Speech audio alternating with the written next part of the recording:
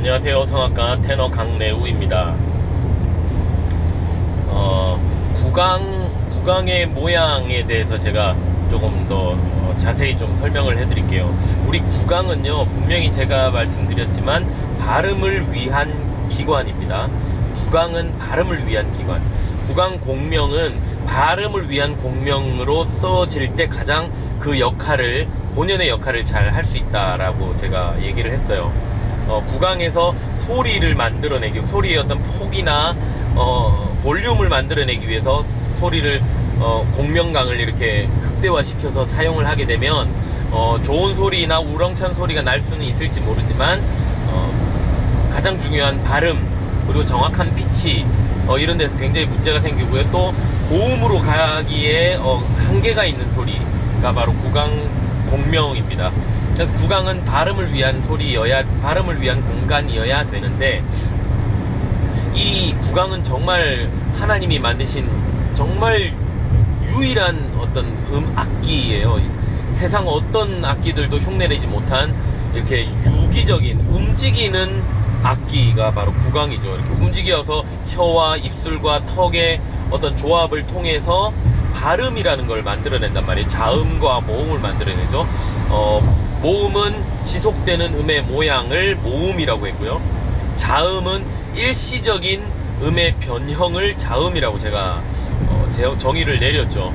그러니까 지속되는 소리는 다 모음이고 순간순간 타, 트, 크, 트, 프, 프, 프 뭐 이런 식으로 일시적으로 탁 그 음을 변형시키는 것이 자음이다.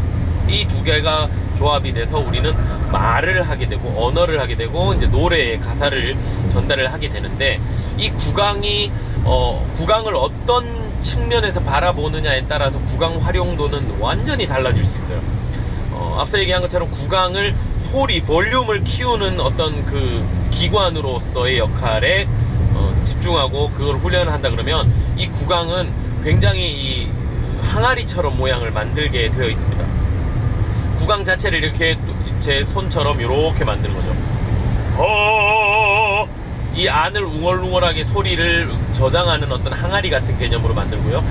반면에 명료한 발음을 하기 위해서 상대방에게 정확한 발음을 전달하는 역할로, 그 역할로서의 구강으로 우리가 훈련하게 되면 이 구강의 모양은 깔때기 모양이 됩니다. 깔때기 모양 제가 얘기했죠. 입술과 모든 것들이 다 이렇게 소리가 앞으로 전달되는데 방향을 맞추고 포커스를 맞추는 거죠. 반대로 울림, 소리를 만들다 그러면 명료한 발음은 이렇게 되는 거예요. 이 구강의 모양을 어떻게 잡느냐에 따라서 사실 굉장히 발음이나 모든 게 바뀌는데요. 구강은 발음을 위한 공간이라고 했으니까 실제로 소리를 질을 만들어내는 것은 비강인데, 그렇다면 비강으로 소리를 내면서 구강은 어떤 모음, 어떤 모양을 우리가 있든지 우리가 취할 수가 있잖아요. 비강으로 내고 있다, 비강 발성을, 비강 공명을 올리고 있는 상태에서 이 구강을 어떻게 할 것이냐, 이것도 굉장히 중요하죠. 단순히 우리가 비강만 사용한, 비강 공명을 잘 쓴다라는 것에서 끝나는 것이 아니라 이 구강을 모양을 어떻게 할 것이냐를 우리는 공부를 해야 되는데, 제가 늘 강조하는 것은 깔때기 모양이에요. 구강은 소리를 만들고 저장하는 곳이 아니라 소리를 전달하고 발음을 전달하고 표현하는, 명확하게 앞으로 전달해주는 깔때기 모양으로 구강을 우리가 훈련을 해야 됩니다. 비강 공명으로 가는 길을 열어주는 것, 훈련하는 것이 가장 중요하고요. 그 다음에 구강을 거기에 맞춰서 소리에 이 전달하는 방향이나 이런 것들을 깔때기처럼 잡아주는 것. 우리가 본능적으로 산에 올라가서 야호 할 때 손을 요렇게 하잖아요. 야호 하잖아요. 손을 요렇게 야호 하는 사람 없잖아요. 다 앞에 주둥이를 이렇게 넓히죠. 왜냐면 소리가 앞으로 나가게 하는 걸 본능적으로 우리는 알아요. 모든 확성기나 그런 메가폰 같은 전부 다 소리가 앞으로 이렇게 방향이 이렇게 돼 있고, 악기들도 마찬가지죠. 관악기들 전부 다 앞에 이렇게 주둥이가 열려 있죠. 그 소리를 앞으로 보내기 위해서 다 그렇게 되어 있습니다. 그거는 굉장히 과학적인 원리인데, 항아리처럼 만드는 악기들이 있죠. 그게 뭐예요? 타악기들이, 타악기. 장구, 아니면 드럼, 이런 거는 통의 울림을 이용해서 타악기, 뭔가 그 두드리는 효과를 통해서 소리가 전체 그 가죽이든 어떤 표면의 어떤 그 재질들이 다 이렇게 울림을 통해서 이렇게 퍼져 나간다.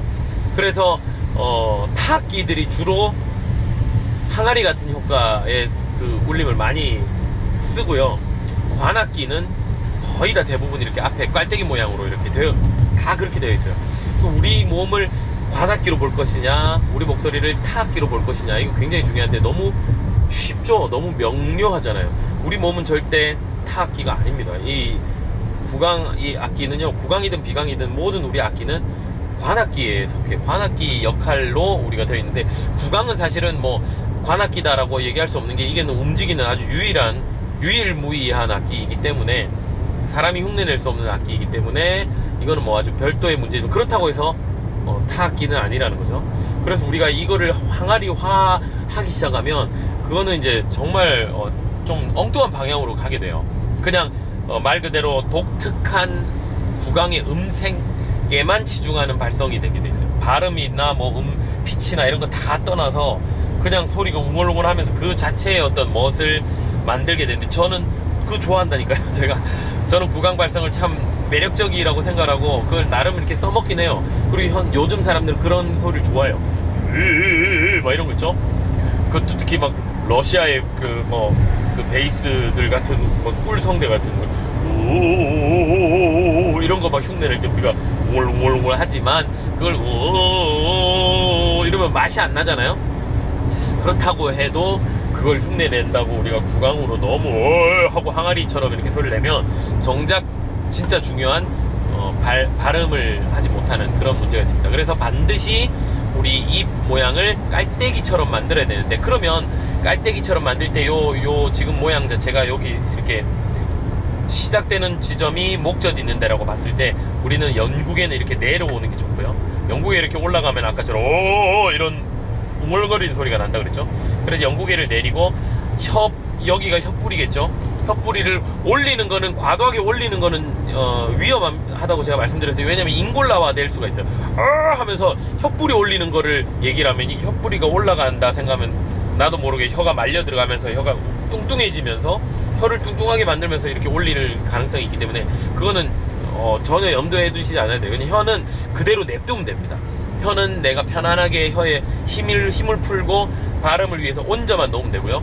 그냥 영국이가 내려오는 느낌으로, 그 다음에 입 앞쪽이 이렇게 그냥 자연스럽게 펼쳐지되 입술들이 바깥을 향하고 있는 게 좋아요. 안으로 이렇게 말리지 않게, 이렇게 말리지 않게, 요 모양이 노래하기에 가장 이상적인 모양이라고 생각을 하시면 돼요. 특히 연습하고 훈련할 때 아마추어들 공부를 시작하는 학생들 같은 경우는 이 모양을 잘 살려서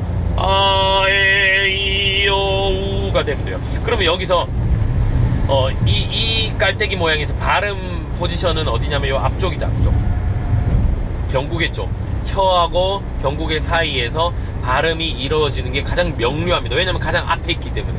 가장 앞쪽에 있어야 돼. 뭐든지 소리는 명료하게 주려면 비강도 마찬가지로 포지션이 코끝 앞에까지 와 있어야 되고요. 그 다음에 비강도 여기가 올 수도 있고 아니면 뒤쪽에 있을 수 있어요. 비강이 열리기는 열려도 소리 포지션이 하고 뒤에 있을 수도 있고 하고 앞에까지 나올 수도 있습니다. 그러니까 무조건 소리는 이 앞 라인에 와야 돼요. 그래서 구강에서 발음 포지션도 가장 앞쪽에, 이빨 앞쪽에 혀가 발음을 관장하기 때문에 혀와 이빨 그 사이 쪽에 우가 되는 게 좋아요. 아까처럼 항아리처럼 해서 하면 혀도 다 안으로 들어가고 구강을 이렇게 영국에도 들리고 웅얼웅얼한 소리가 된다라는 거죠. 그래서 반드시 발음이 앞으로 빠지게 될 때 여러분들이 이제 제일 고민이 되는 게 아마 그걸 거예요. 그러면 소리가 너무 좀 이렇게 멋이 없는 소리, 약간 성악적이지 않은 굉장히 좀 생소리 같은 소리, 그런 소리가 나는데 이게 맞느냐라는 질문을 많이 하시는데, 그거는 이제 받아들여야 되는 거예요. 그게 벨칸토적인 내추럴한 소리를 내기 위해서 그 소리에 익숙해져야 되고, 그 소리에서 호흡을 잘 활용을 해서 비강의 울림이 더 증폭이 되고 공명들이 사용되어지면 비로소 건강한 소리를 내는 거예요. 근데 내가 인위적으로 하고 이렇게 만드는 소리를 좋아하는 사람 같은 경우는 이거를 사실 하기가 어렵겠죠. 본인의 취향에 따라서 다른 것 같아요. 근데 장단점이 분명히 있지만 비강 발성, 비강을 잘 활용하면서 구강을 깔때기처럼 이렇게 내추럴하게 명료한 발음을 하기 위한 모양으로 잡아줄 때 그게 고음을 위한 소리 길로도 굉장히 그 구조적으로 소리가 나게 되어 있고요. 그 다음에 소리는 가장 멀리 간다는 거. 가장 큰 소리를 내진 않지만 비강 공명을 쓰면 뭐 소리가 오히려 줄어들고 뭐 구강을 써야지 큰 소리가 난다 이런 얘기를 하시는데 그거 그러니까 관점 자체가 잘못된 거예요.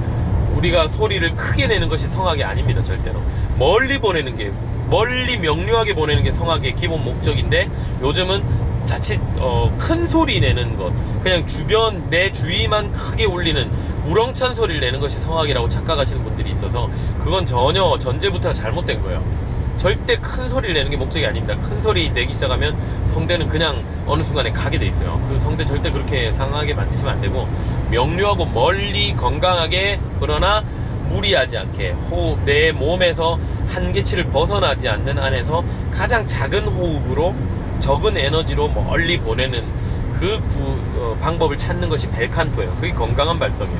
그러려면 소리의 포커스는 반드시 앞에 있어야 돼요. 아에이요 아에이요. 어떤 게 더 멀리 명료하게 갈 건지, 그리고 어떤 게 더 에너지가 없이 편안하게 갈 건지 여러분 딱 들어보시면 알겠죠.